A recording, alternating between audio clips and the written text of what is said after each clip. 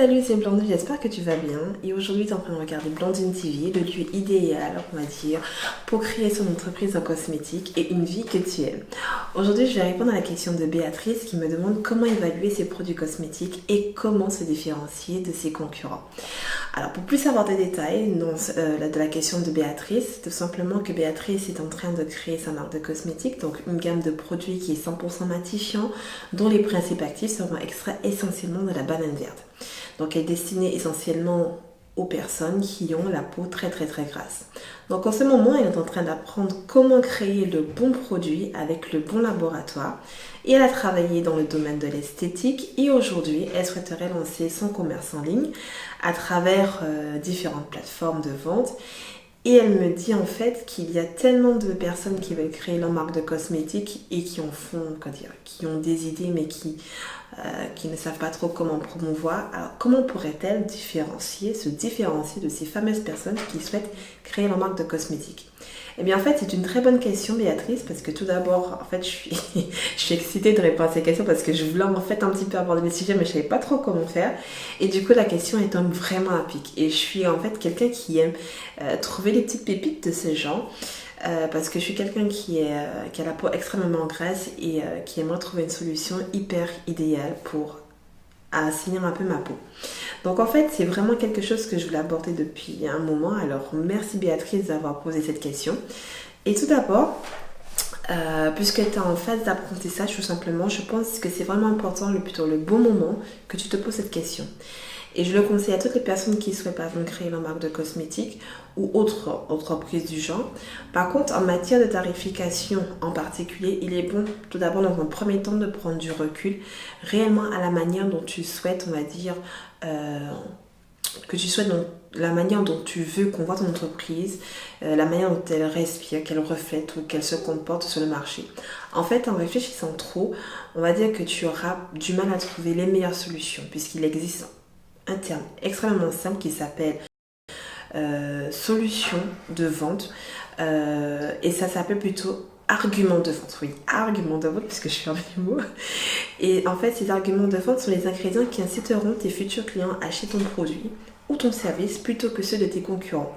Donc il ne s'agit pas non seulement de ce que tu vends, mais vraiment de ce que tu es et de ce que tu représentes et du message que tu veux véhiculer et du message que tu veux transmettre. En réalité, en fait, vendre ne consiste pas simplement, on va dire, à indiquer des tarifs. Sinon, ce serait trop simple. Par exemple, tu peux acheter chez Primark parce que tu trouves que les prix sont abordables, que le service clientèle est génial, ou encore que ça te poussera à y retourner, quoi. Pourtant, tu sais que malgré les tarifs attractifs, que la qualité n'est pas au rendez-vous, que les tenues te durent au moins, ils font un lavage et hop là, c'est fini. Ou encore que Netflix, tu aimes l'originalité de leur série par exemple. Tout ça pour dire, parce que je parle dans plein de trucs, mais tout ça pour dire qu'en fait que chacune de ces entreprises ont des arguments bien précis par rapport aux autres. Pourquoi? Parce qu'en fait ce sont ces arguments qui vont te pousser à acheter leurs services et à continuer à aller vers eux. Donc toutes les entreprises qui en ont ces arguments de vente, mais peu ont parfois la capacité d'exprimer cette façon de dire aux clients: j'ai de bons critères de vente, revenez vers moi. Donc tout ça, il faut clarifier ton message, tes campagnes de marketing, de façon à ce que, on va dire, tes campagnes de marketing ne soient pas infructueuses. À quoi ça sert alors? Bon, on finit par avoir l'impression plutôt qu'on perd son temps quand on n'a pas clarifié son message. Et bien si tu veux que ton projet fonctionne, il faut commencer par identifier tes atouts par rapport à tes concurrents, mais aussi identifier correctement tes arguments de vente. Et surtout pourquoi ton produit fonctionnerait mieux que celui de tes concurrents. Et c'est autour de ces arguments, de ce message puissant, de cette empreinte que tu vas laisser au fur et à mesure que tu pourras construire ta stratégie de marketing commercial dans son intégralité. Donc tu sauras quel type de personne aura envie d'acheter ton produit, combien il serait capable de payer ce produit. Par exemple, tu remarqueras que dans chaque vidéo ou audio que j'essaie de faire, je prends le temps de répondre à chaque fille ou à chaque personne, peu importe, que j'aide, qu'elles se trouvent à des différentes étapes de leur projet, mais chacune peut, on va dire, le but c'est que chacune peut se reconnaître au fur et à mesure de ces interviews, ok? Donc tu constateras aussi que chacune travaille dur, mais malheureusement, on pense très peu à prendre un peu de recul et d'évaluer, on va dire, et d'évaluer si le moment est venu d'entamer un nouveau chapitre de sa vie professionnelle ou encore personnelle. Pourquoi? Parce qu'en fait, parce que inconsciemment, nous avons peur de prendre le risque, on va dire, ouais, d'échouer. Et bizarrement, on ne se rend pas compte que la valeur, que le pouvoir des mots est considérable quand on doit décrire par exemple une défaite. Alors que lorsque le moral n'est pas au rendez-vous suite à une accumulation de défaites personnelles, professionnelles, le premier réflexe est souvent d'abandonner. Et le mot d'échec, plutôt le mot échec, perdre, a le don en fait de nous mettre dans de mauvaises humeurs. Pourquoi? Parce qu'en fait, parce que soit dans notre éducation, on ne nous a pas appris à persévérer, soit on ne nous a pas appris à valoriser les choses que nous créons de nos propres mains. Et au contraire, nous avons tendance à nous donner trop d'importance aux choses que nous faisons pour les autres, comme un patron tout simplement. C'est pourquoi le mental a toute son importance là-dedans, pour vraiment croire en soi. C'est aussi le pouvoir de la connaissance, c'est-à-dire de ne pas avoir peur d'apprendre ce qui marche, ce qui ne marche pas. Et sans cela, cela est vraiment, on va dire, impossible de se surpasser.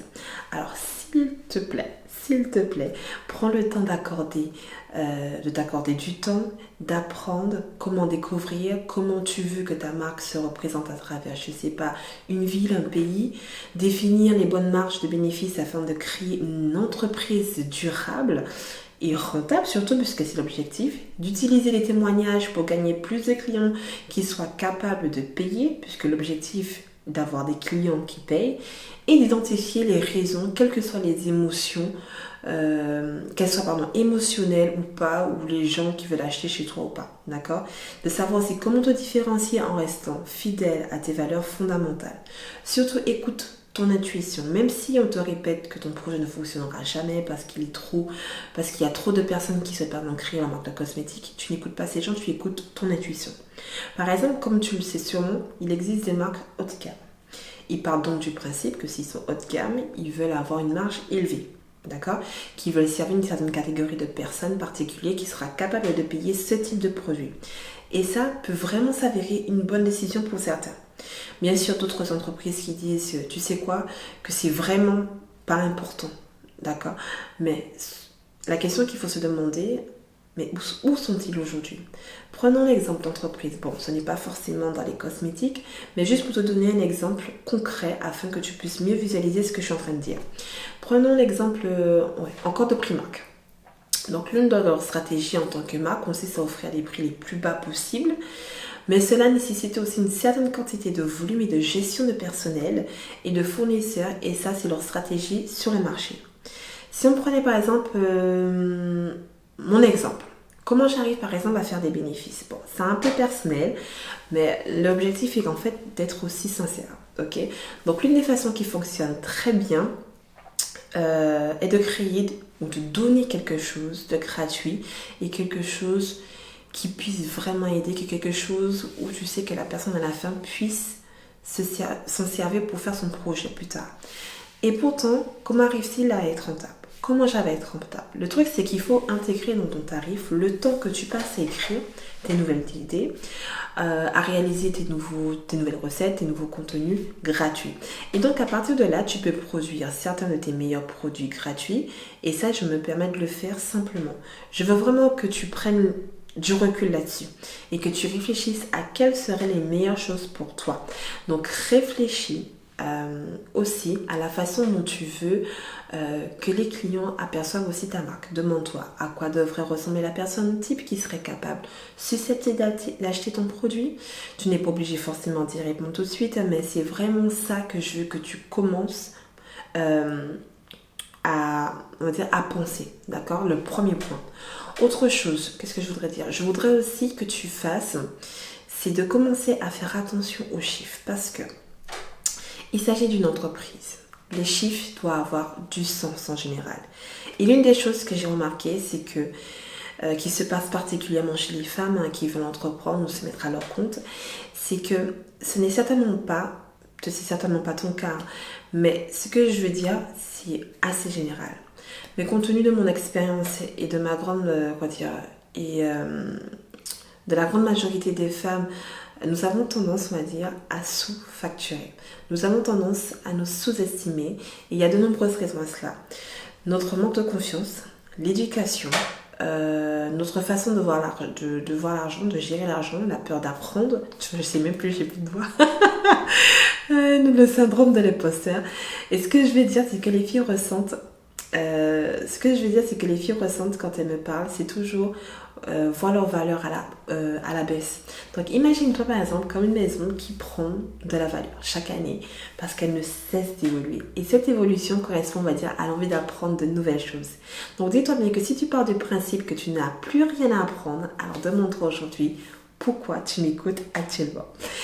Et dans tout ce que je veux transmettre, mon objectif est bien sûr, d'aider, par exemple avec les filles avec qui je travaille, mais aussi de les aider à avoir plus grand de l'objectif, de leur projet de base. Donc je sais qu'il y a toujours une peur, une phobie de faire les choses mal ou d'avoir peur de ne pas réussir les choses ou de perdre trop d'argent. Et ça, je peux le comprendre, c'est tout à fait normal. Ça, c'est la peur de tout le monde quand on commence quelque chose dont on ne dompte pas pour le moment.